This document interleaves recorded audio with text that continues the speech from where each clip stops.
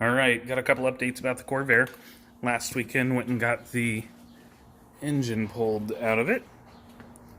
She is out and ready to go for whoever wants it next. I am in no need of this. It's perfectly good running, 1962. As far as how original, couldn't even begin to tell you. It did leak a couple of drops after driving it, if there's anybody that is genuinely interested in the thing. Like I had talked about earlier, I plan on keeping the 4-speed in this thing because it worked great and there was no issues with it, and it's going to be a lot easier for me to be able to just adapt to this thing. That was probably one of the biggest concerns I had, was adapting to the transmission.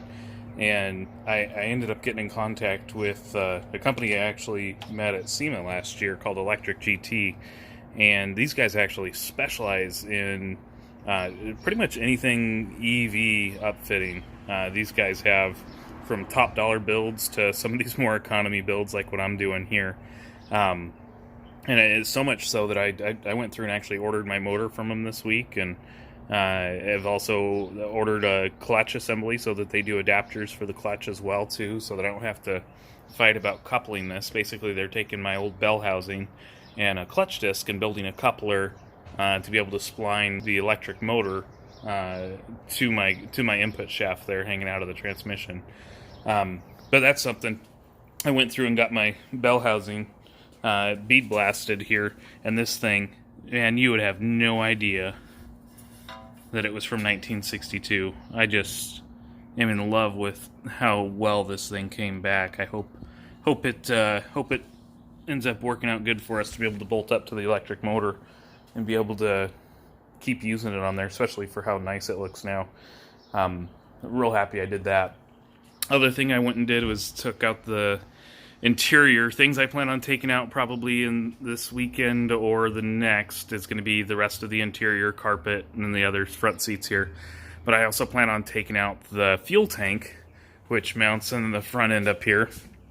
So I'll be taking the fuel tank out, but I had just filled this up a few months ago and I hardly drove it, so I got to figure out what to do about that, because my regular car is electric as well too. I'll probably see if my neighbor needs some gas for their lawnmower or something.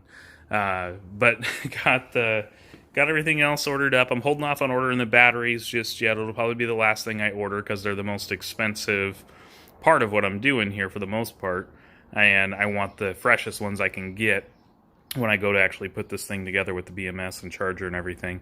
But I'll do that probably shortly after I get the electric motor set up for getting put into the back here. So let me know if you guys have any great ideas about how to run the high voltage cables. That's why I'm pulling the interior out, because I'm trying to find a good spot to be able to run the high voltage cables.